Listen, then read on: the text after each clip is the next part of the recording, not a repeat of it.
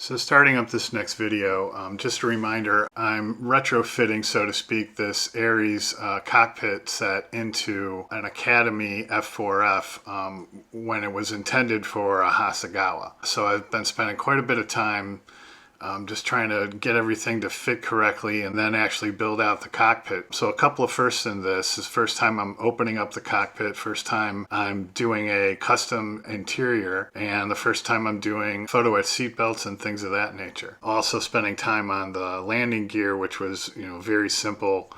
So I wanted to improve that. So picking up where I left off on the cockpit, I put together those pieces to make the instrument panel, and then glued those into place on the cockpit, and then touched up the green paint around that, and then painted that headrest Tester's dark red.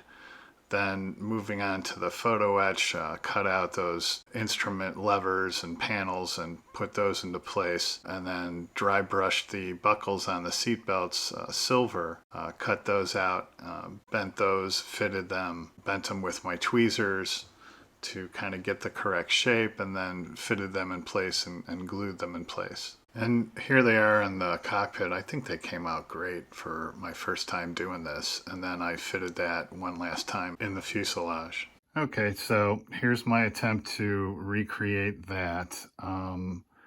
I used some sheet styrene to create those supports. And, I think it came out okay. I'm not 100% sure it's like perfectly to scale or whatever, but it certainly looks better than what the part originally looked like. And it looks more like that. And here it is with a coat of black paint on them. I think it came out pretty good. Next, I painted the center of that engine front neutral gray, and then I painted the propeller shaft silver, and then I brought all those pieces together and glued them so that later the propeller will spin.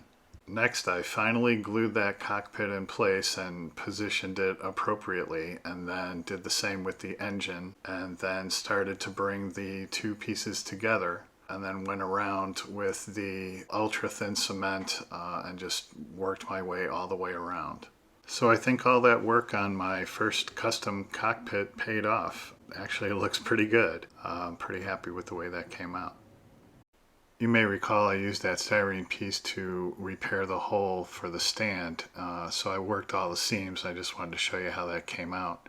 I then subsequently painted the interior of the wheel well white, and I painted the propellers flat black and the upper portion of that landing gear neutral gray. I'll pop a reference in here to show you on the actual plane what I'm talking about, but I've thinned this piece as much as I can, and now it needs to go on there, but as you can see in the references, it comes all the way down to that like crease, if you will, down to here, and there's actually a channel that it goes back into.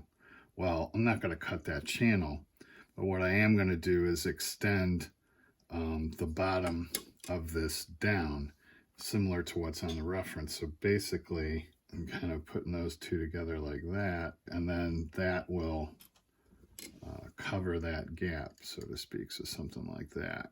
Then I also have to make, and I think I'll make it out of spare photo etch frame, a dashboard here that covers that, and then that targeting piece can go on top of there, which I'll probably leave till after painting. All right, there we go. So I put one of those on each side, as you can see there. And now I can shave those down on each side until I get it, down as far as it'll go. And I think that'll work better. And then eventually that'll look more like the reference, but at least better than it would have before. So once I got those cockpit parts the way I wanted them, I cleaned them up with a lens cleaner and then dipped them in the future floor wax to give them a nice gloss coat. All right, just put the wings on. Yeah, just the fit on this kit is not the greatest. I've kind of been fighting things all the way. You can see I've got those seams looking okay on the top, or close to okay, but then I got a pretty big gap underneath. I don't even know how hard I'm going to work to fill that. Boy, this thing requires a lot of work to make it halfway decent. But that's part of modeling, and I guess that's the fun of modeling, so there you go.